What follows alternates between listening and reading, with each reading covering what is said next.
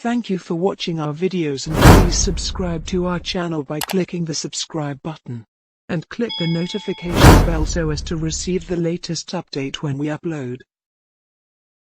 What is my actual age? A dilemma of a young African. August 2, 2015.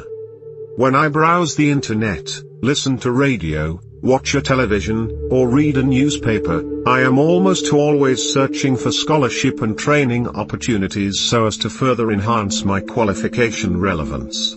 But here is the frustration: if it is something that falls within my area of study and academic level, the conditionality says applicant must be 32 years of age or below.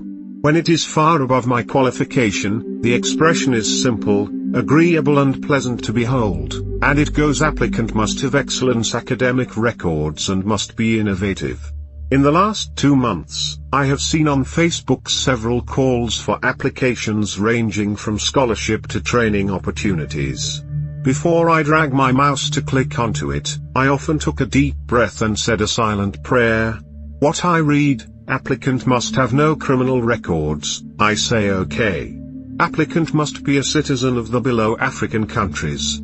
Liberia, I nod my head and smile.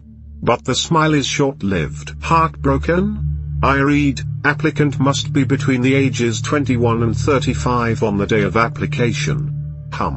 Truly heartbreaking. The dilemma: what is my actual age? By birth, as claimed or guessed, I am 36. By statue, I am as old as 40. By life's realities, I am young as 22.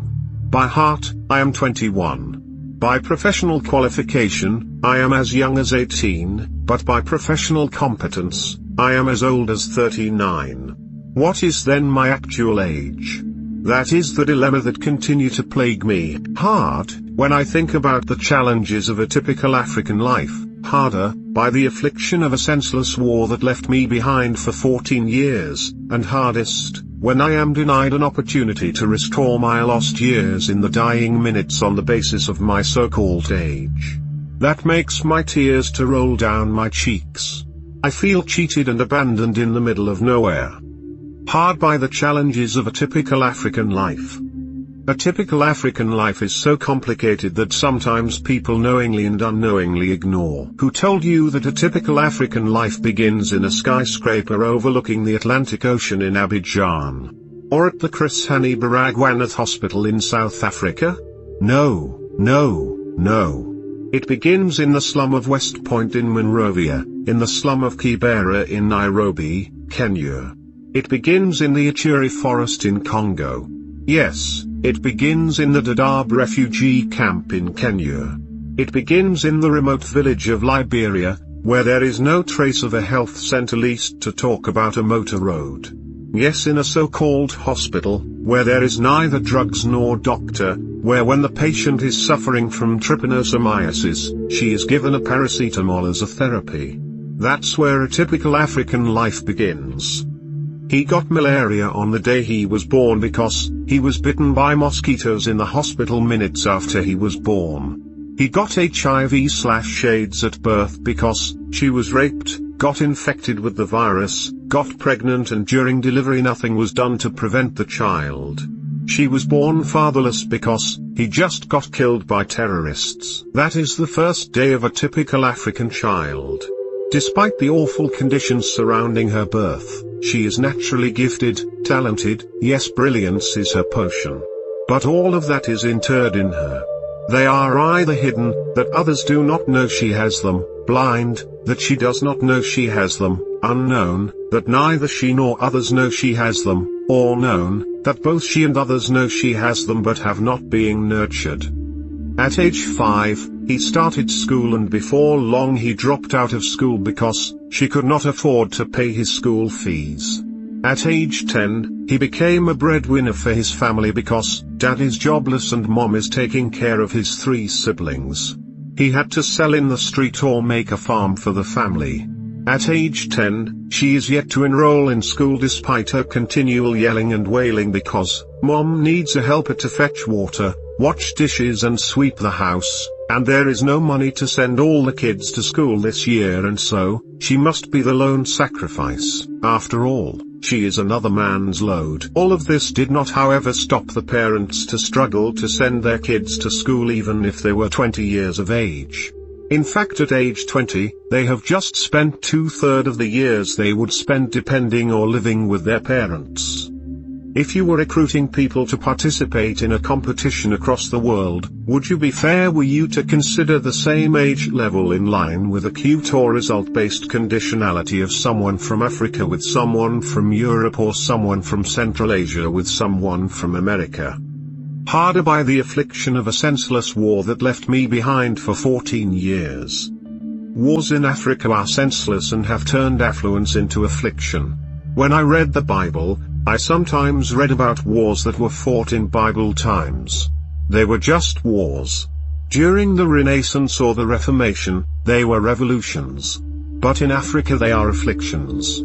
After 11 years of so-called peace in Liberia since the war, I have found it very difficult to understand why we fought war in Liberia because the vestiges of the pre-war are endemic in the post-war.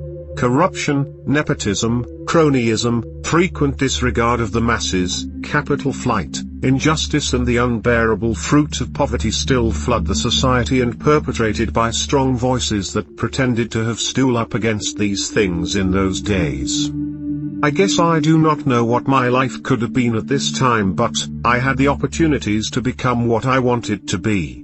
My father was not rich in the true sense of the word, but he was well off. When I was a kid, I dreamed to become a pilot, something I told my dad long before the Civil War. Even before he gave my last tuition in 1999, a year after which he could be involved in a tragic motor accident that led to his death, just a week when he was told that the rebel indiscriminately opened fire at my family, killing at least 10 and wounding several of them in our hometown, did Dad remind me of my dreamed career goal. But all that changed with the passing of time.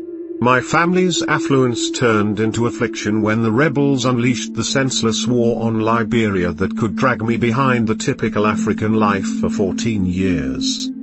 If you were recruiting people to participate in a competition across Africa, would you be fair were you to consider the same age level in line with a cute or result-based conditionality of someone from Somalia with someone from Nigeria or someone from Liberia with someone from Ghana? Hardest when I am denied an opportunity to restore my lost years in the dying minutes on the basis of my so-called age. There is no easy way to forgive and forget an act of injustice when it perpetually leads you a vulnerable victim. I was dragged to remember where I was when I was a kid and teenager. Yes, I was in the dense forest in Lofa County as if I were an animal because I was forced to escape from rebels. I was captured, beaten, and forced to look on as rebels butchered innocent citizens like an animal. I escaped and landed in Guinea where I became a recipient of rations at the mercy of caring people. I was denied a happy life as a child, I was denied an education as a child, and so, I was denied to become who I wanted to be when I have grown up. In these difficulties, however, there was always a smile.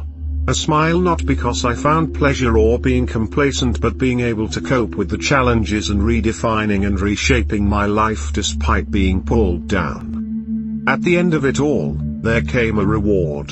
Who should be rewarded and for what? They were awarded a gold medal of rulership, not leadership, as ministers, judges, lawmakers, and presidents for leading the way of destroying their own country.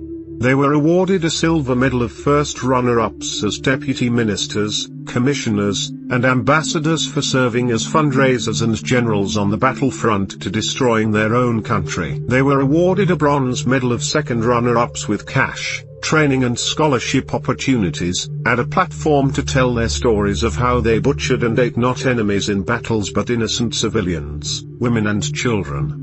The defeated competitors in the game were always victims of the game. They were not awarded medals because they refused to take arms to destroy their own country. So if you were a defeated victim and wanting to pretend to be one of the winners of the game, you had to lie. You had to disguise yourself as one who chopped limbs, raped and ate fellow humans as if they were animals. You know, I have come to realize that the world loves people who lie. Lie about everything. Lie about their birth, lie about their marriage, lie about their school, lie about their qualification, yes, I mean everything. The fact of the matter is, people love to hear you tell them what you are not. Have I lied about my age? I should be on my way to Ghana for President Obama Young African Leaders Initiative West Africa program. Have I lied about my status? I may have gone to America to fundraise for my organization. Have I lied about my stake in the Liberian War? I should have benefited from the DDRR, disarmament, demobilization, revitalization, and reintegration program with cash, training, and scholarship opportunities. What really hurt me most is being denied a great opportunity because of my so-called age. Whereas, understandably, my potential and ability to becoming an influential African leader is unquestionable. Have I had the opportunity to grow up as a child free of the havoc of a senseless war? I need not talk about this. After all, my family could have supported me to become what I wanted to be. However, what I appreciate them of highly is to have influenced me to become who I am. There are thousands of young people who are being denied, and sometimes because of being victims of corruption, and who know you. Many competent young people like me become frustrated and grow into apathy. If you see a young man in your neighborhood either mad, drug addicted, careless about everything, or overly violent, do not be quick to conclude that he is unserious. Of course some are, but some may be a victim of someone abuse of power in whatever way. To conclude, let me register once again my dilemma. What is my actual age? Would I impact society tremendously if